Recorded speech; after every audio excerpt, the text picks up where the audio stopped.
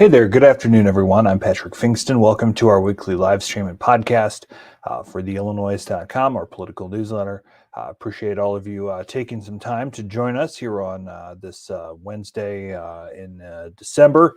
It's a time where everybody's busy and yet trying to check out at the same time. So appreciate you taking a few minutes to join us this afternoon. We'll talk a little bit initially here this afternoon about the proposed assault weapons ban in the state and what to expect, what's in the bill, and talk a little bit about kind of some of the political realities of it as it is on its way to passage in early January in the legislature. We'll also talk to Dan Petrella from the Chicago Tribune about the expectations of Pritzker 2. What will we see in the second Pritzker administration? They haven't really said a lot. The governor hasn't really said a lot, hasn't laid out a huge agenda at this point. And I assume that they're awaiting the inauguration for some of those, and we'll see. And of course, how does the governor's potential 2024 aspirations play into all of that? So we'll talk to Dan Petrella about that here in just a few minutes. And we'll wrap up later on with some words about Scott Bennett, the state senator from Champaign, who passed away last Friday at the age of 45 from essentially what was an undiagnosed brain tumor that caused a stroke or something of the something similar that, of course, led to his loss, and it's a sad one. It's shocking, especially for those that know him. I don't claim to be his best pal or anything, but I've known him for a long time. I've known him for years. Most of I spent a lot of years in Champaign, and have known Scott for a long time. So we'll talk a little bit about that here coming up as well. But first, I wanted to start with the proposed assault weapons ban, and let me find the right screen. There it is. So I wanted to share some of the things that are actually in this. Oops, I hit the wrong button. There we go.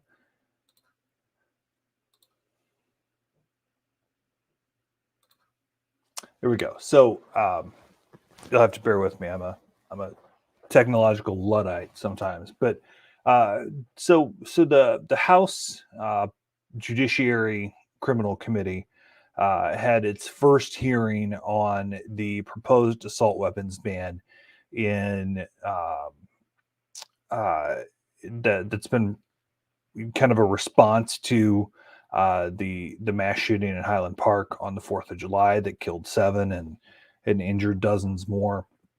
Where and I've made a point not to mention the defendant's name, the perpetrator's name, because I don't think that they deserve any sort of celebrity for these sort of actions. But he should not have had a FOID card and was still able to purchase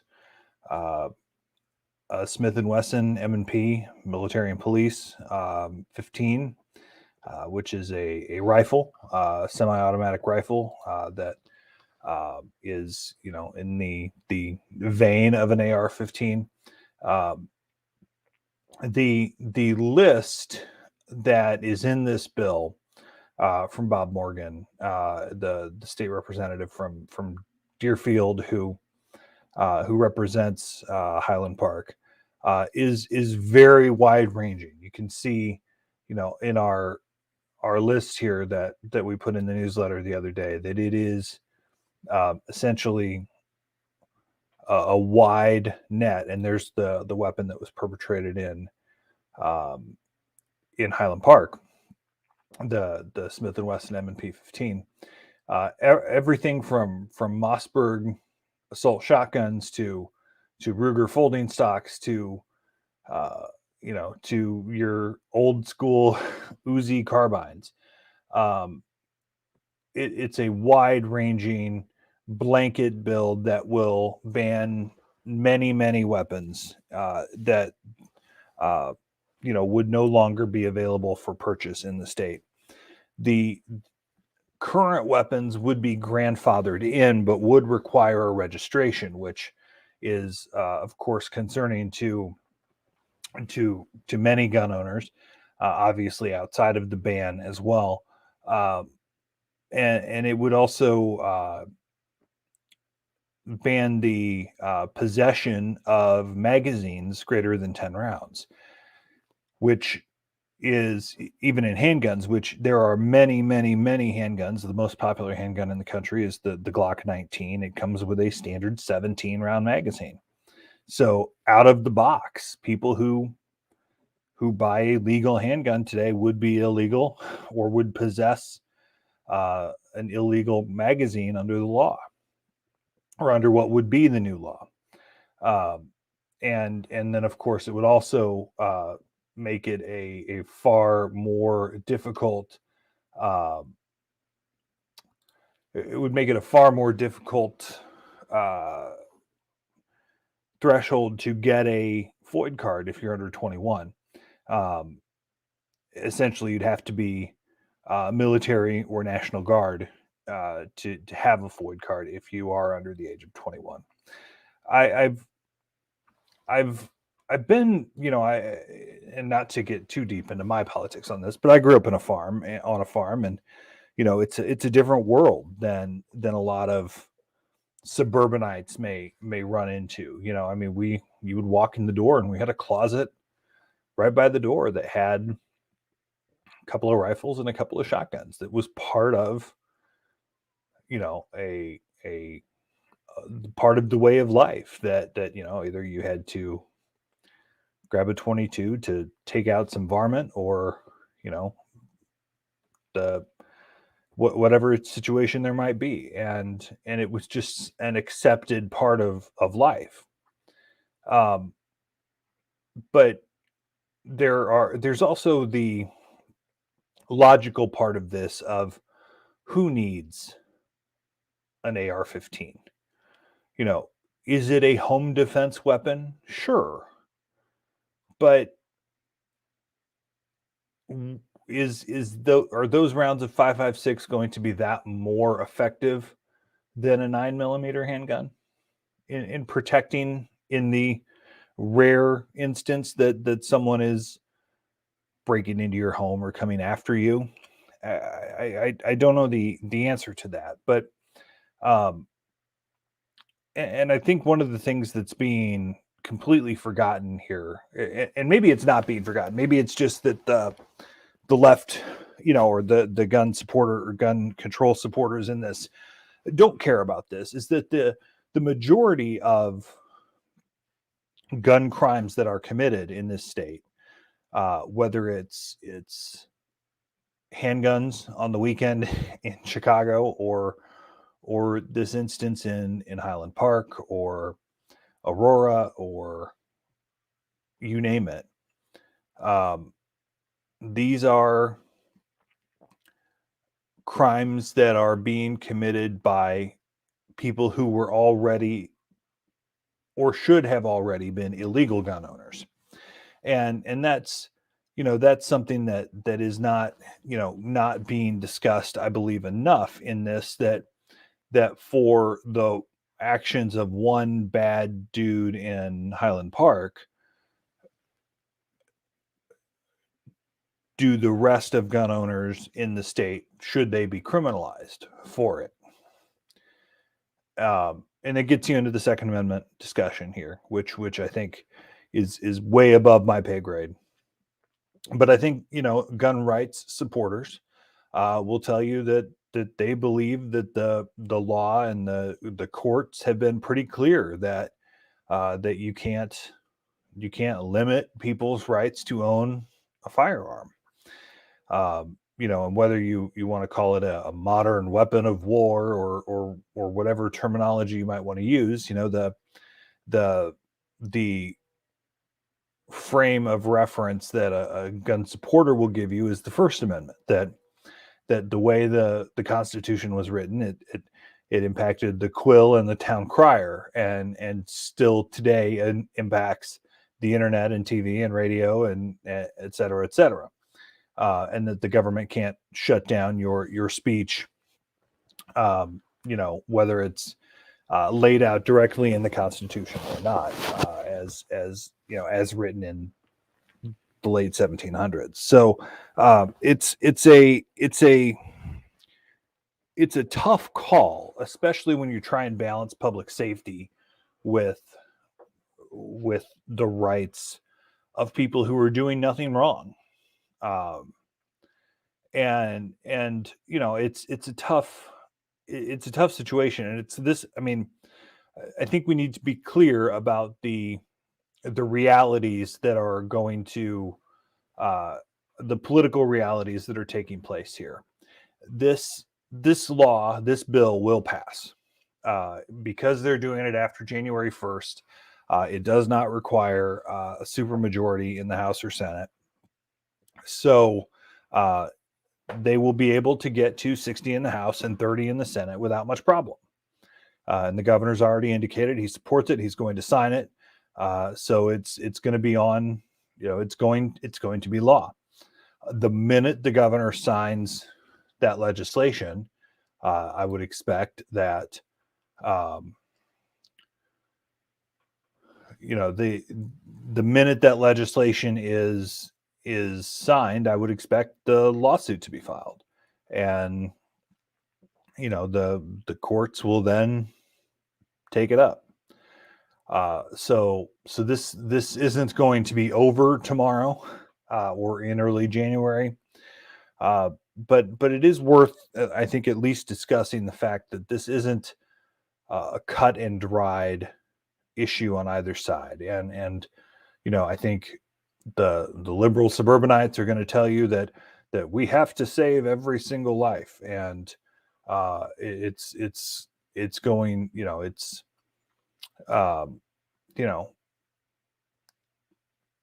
you can't legislate bad people out of the world, which I think is which I think is a really frustrating part of this, that if we could legislate bad people out of the world, we'd legislate most of the politicians out of the world too. But I think we also need to be abundantly clear that do we need weapons like this that can be abused, that can be used to kill 20 children at Sandy Hook 10 years ago, that can shoot off 85 rounds in 60 seconds in Highland Park? Do we need those sort of weapons in society? And I don't know the answer, and I'm not the guy that's here to give you a moral story on both of these, but I think we should all take a minute to maybe see both sides here, because whether you're a pro-gun gun owner kind of person or an anti-gun, pro-gun control sort of person, I think we all need to kind of take a step back and say, hey, there are two sides to this story, and I hope that and we're not going to see that in this bill. I mean, Republicans are not at the table. There are no moderate pro-gun Democrats left in Springfield, seemingly. The days of John Bradley and Brandon Phelps and John Sullivan are gone. And gun groups are not at the table. They're not. Democrats don't want them to try and be a part of this discussion at all. So this is a one-sided debate. Would it get us anywhere if both sides were at the table? Probably not, because everybody's pretty well dug in. But yes, this is going to pass. It's going to pass clearly in early January. It will be signed by the governor shortly thereafter, and then we're going to be in the courts for a long time after that.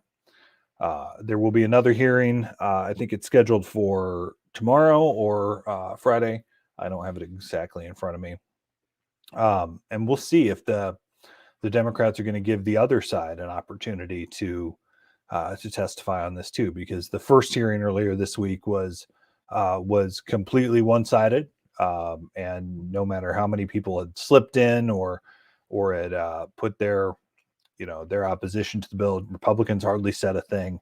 It was we'll see what kind of a debate this turns into, because it looks like the deck is pretty well stacked at this point, as we move toward veto session or lame duck session in early January. We turn now to the second iteration of the J.B. Pritzker administration, which will kick off in early January, after he won re-election in November and will be sworn into a second term in early January. What do we expect? He hasn't said a lot. He hasn't done a lot. He hasn't laid out a lot of framework for what to expect in that second term. So we brought in a guy that knows better than really pretty much anyone else in the state that covers J.B. Pritzker, Dan Petrella from the Chicago Tribune. Dan, thanks for the time. I appreciate it. It's December 14th. The governor gets inaugurated in less than a month. What do we have? I think let's just start broadly. What do we expect from Pritzker 2? It's been interesting, and I touched on this a little bit during the campaign, that when he was running for his second term, it was a very backward-looking campaign as opposed to a forward-looking campaign about what his second term agenda was going to be. And that sort of continued. He really has not laid out a comprehensive sort of agenda for the second term. I think there are the immediate at hand issues that they're going to try and deal with, either in the lame duck session, sort of right around the January 9th gubernatorial inauguration, of taking up an assault weapon ban, which the House Democrats have been pushing hard for over the last few weeks, doing some things related to abortion and trying to expand protections for providers and patients coming from other states, things along those lines. But in terms of an overarching sort of vision for the next 4 years, he has yet to really lay that out.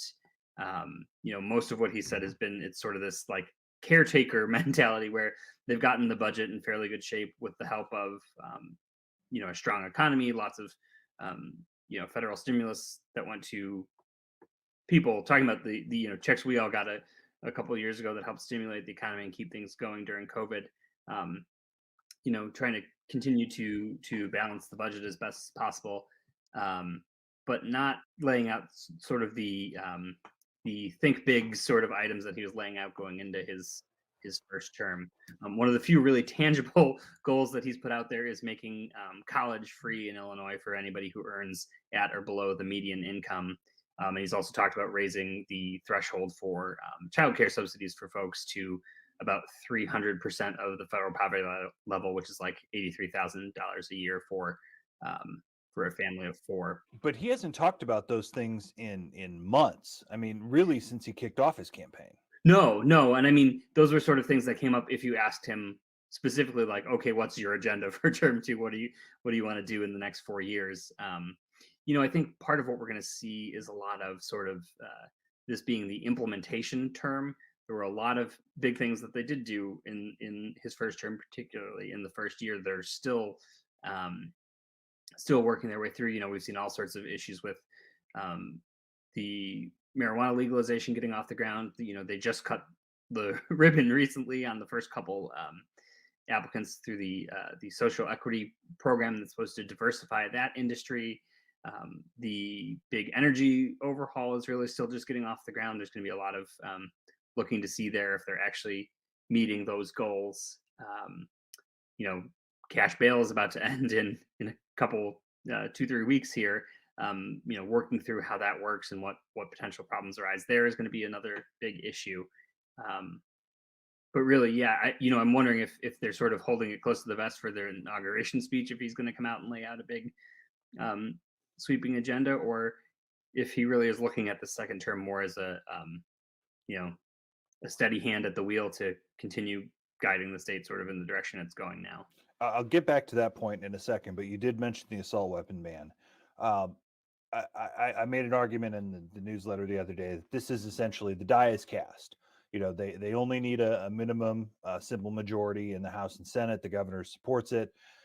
This is going to happen. It's going to wind up in court. So clearly, that's not something that the governor's really going to have to twist a lot of arms on. But um, is that something he's working on behind the scenes, or has this just been a straight up House bill that he's just saying, yes, I agree with?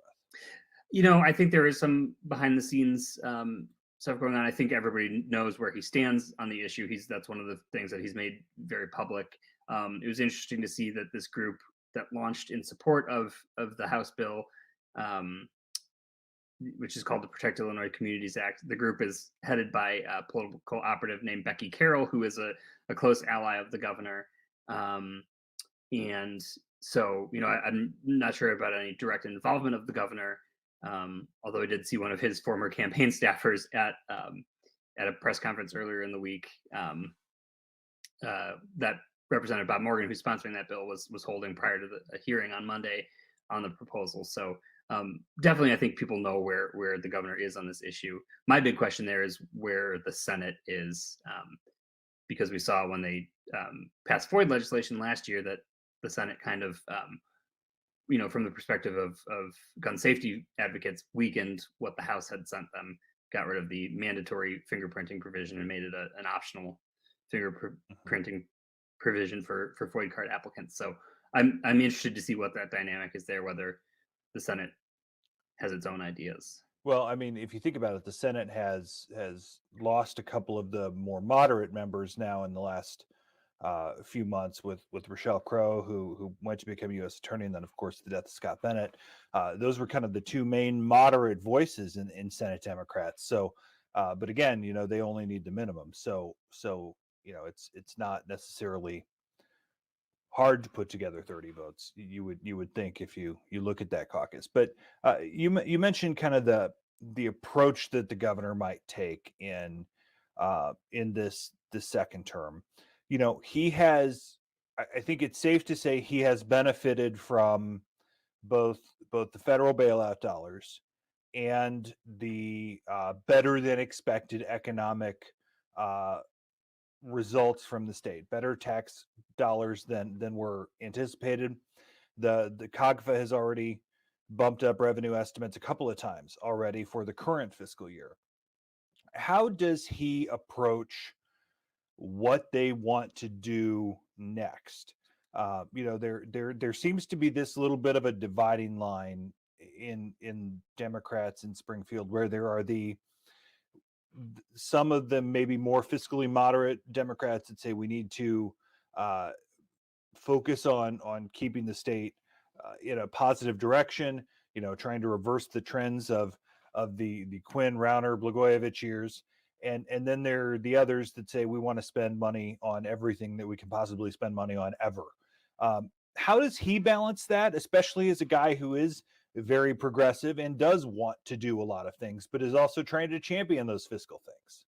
Yeah, I think it's interesting because you do think of him, especially during campaign season, taking pretty progressive stances, and all throughout his tenure, really, on a number of issues. But when it comes to the state's finances, he has been a little, I don't know if I would say conservative, but careful, maybe. Their revenue estimates tend to be on the conservative side. It's been a regular occurrence for a variety of factors, which you mentioned, that revenues have come in ahead of where they've estimated, which is, anyone who's been observing the Illinois budget for any number of years will know not a usual occurrence. And this is probably insidery, but COGFA is more progressive or liberal in its budget projections than the governor's own staff so the independent group is more expecting more revenue than even Gombe is. Yeah, and that's the approach they've taken. Alexis Trim in the governor's office of management and budget, and Deputy Governor Andy Minar, I think both take that sort of approach. It's going to be interesting to see. He's sort of floated this nebulous idea of the way we can give people permanent tax relief is by continuing to balance the budget, But at the same time, he's got education advocates, his own state board of education, saying we need to spend a lot more money than we're spending on K-12 education now to actually meet the goals that we set out when we redid the education funding formula. To the tune, by some people's accounting, of almost $1 billion a year, and that's just not stuff that can be done within the current constraints of the state revenue. So that's going to be interesting to see, whether they try to do more than that $350 million a year target minimum, some people call it, and if so, how they can get that done. One of the other things that he hasn't really done much on at all is property taxes, which is a huge issue for people all over the state. And anytime you ask the governor about it, he points to the police and fire pension consolidation that they got done a few years ago, which people had been trying to do for a long time. It was pretty remarkable that they did get it done, but the savings from that so far, I think, are pretty much hypothetical. I've yet to see any community say we're able to lower property taxes or hold the line on property taxes because of this pension consolidation. Well, and to be, realistic about reducing property tax burdens, of course, we know this, people on the inside know that, the state doesn't have a property tax, but obviously the state funds schools, and schools are the biggest part of property tax bills. It would take a hell of a lot more money for the state to give K-12 education enough money to offset serious cuts in property taxes.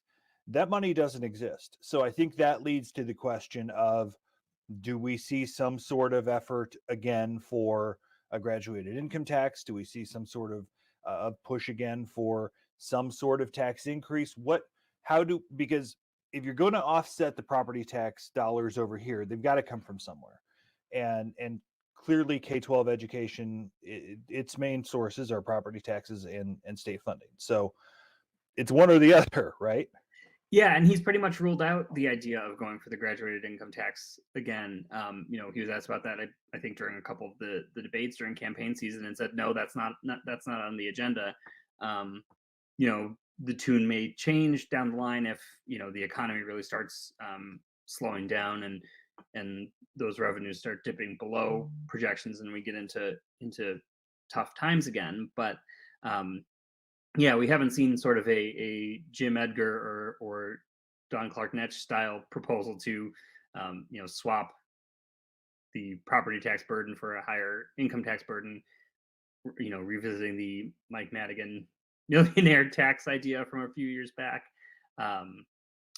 So yeah, I mean, it's hard to see where they'll make significant progress on that without sort of doing some drastic changes to the way we collect taxes in the state. So I think a lot of the governor's future, I think, revolves around discussion about running for president. Whether he's trying to poo-poo it and saying, I'm out until Joe Biden says something, essentially. The idea is out there, the discussion is out there. What sort of moves do we expect from a Pritzker team relating to a potential presidential run? Do we see his chief of staff, Can Caprera, who's a DC creature? Do we see some of those other close associates maybe branch off into a PAC or an outside group or a 501c3? What are we expecting in terms of what kind of groundwork the governor may be laying for 2024, whether or not he's saying anything about it now? Yeah, at this point, I'm not anticipating any sort of major staff exodus or anything like that. I think after the Georgia runoff, in which his former deputy campaign manager, who then went on to manage the failed graduated income tax campaign, managed Raphael Warnock's successful reelection campaign down in Georgia, people are kind of watching to see what he's going to do. Is he somebody who the governor may look to if he is seriously considering a presidential bid? I think things may become more clear early next year. The president had indicated that sort of after the holidays would probably be the time where he would make a formal decision or announcement. And I would be highly surprised if Pritzker got into a primary against a sitting president. It's just not his style. And something would be Well, and he's ruled that out, yeah, essentially. right. Yeah, a major backtrack on something that he's said repeatedly publicly. So it would take some, I think, drastic change of events for something like that to happen. But I think it will be interesting to see sort of, are there new PACs that are created? I think Illinois losing out on the early primary contest, with that going to, it looks like South Carolina is going to get to the head of the line for the Democrats. It's sort of a loss for Pritzker, hoping to if he did run, to have that early advantage. I just think, I think it's everybody's kind of waiting to see what Joe Biden is going to do. But I think people, viewed it as he was laying groundwork with his trips to New Hampshire and Florida and Maine and other places, and some of the contributions he was making to candidates around the country during this last election cycle. I'll let you go on this, Dan. I wrote a column a couple of weeks ago saying that the governor's new administration, his second term, would be best served by a move to the center. It would be a little more unifying. It would be a way to maybe bridge some of the divide and the anger that has come from the COVID restrictions and all of the anger that you've seen downstate. Is there any indication from him? I mean, we're talking about a progressive guy. Is there any indication from him that we would see a governing strategy, even a public perception strategy that would maybe move more toward the middle in round two? He talked when he launched his reelection campaign about focusing on kitchen table issues. So that may be sort of an indication of that sort of thing, although that could have just been, campaign posturing. I think it's going to be an interesting dynamic to see, given the fact that you've got a historic number of Democrats in the House now, and still a very high number of Democrats in the Senate. There's not going to be a huge incentive to have to work across the aisle. He points to the fact that he did many bipartisan things in his first year, which is true. There were Republican votes on with the exception of the Reproductive Health Act, most of the major legislative accomplishments of his first year. But I think Democrats kind of are somewhat emboldened by the outcome in November, and it'll be interesting to see sort of how the new Republican leaders position their caucuses, whether they also tack a little bit more toward the center, or if they get pulled to the right by members of their own caucuses. And that's probably another discussion for another time. So Dan Petrella from the Chicago Tribune. Dan, thanks so much for the time. We appreciate it. And happy holidays to you and yours. You as well. Thanks, Patrick.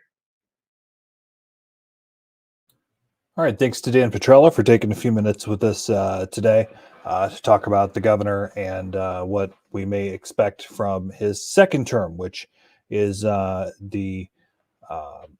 which is a little unclear at this point. So we'll keep an eye on what Pritzker 2 will have in the future for us as we approach his inauguration in early January. And before we wrap up this afternoon, I wanted to take a couple of minutes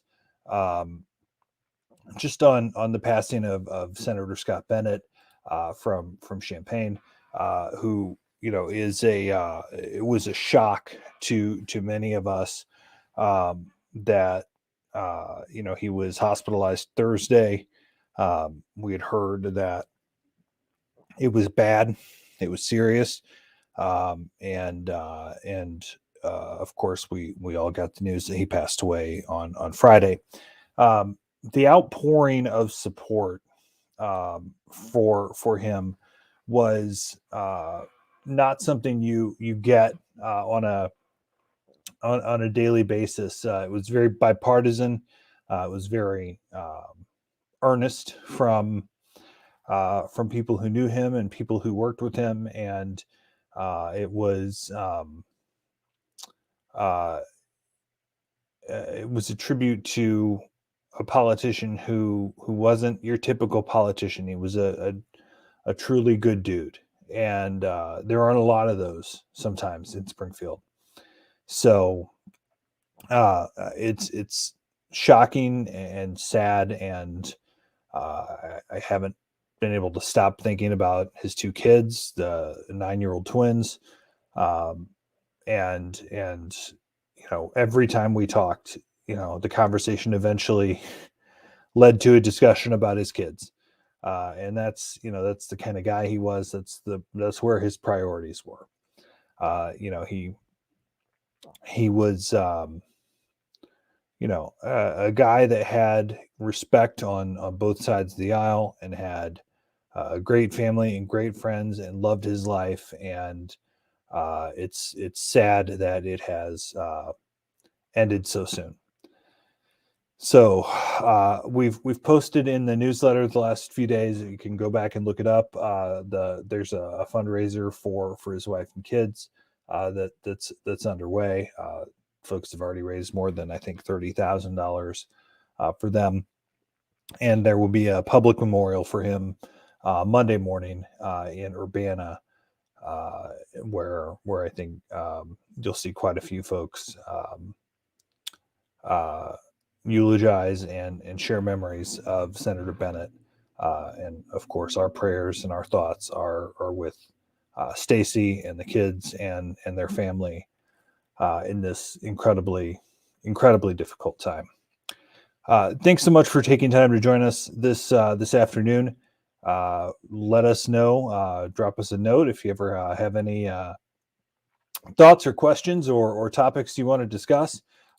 Follow me on the Twitter machine, and follow us on the Illinoize on Facebook and on Twitter.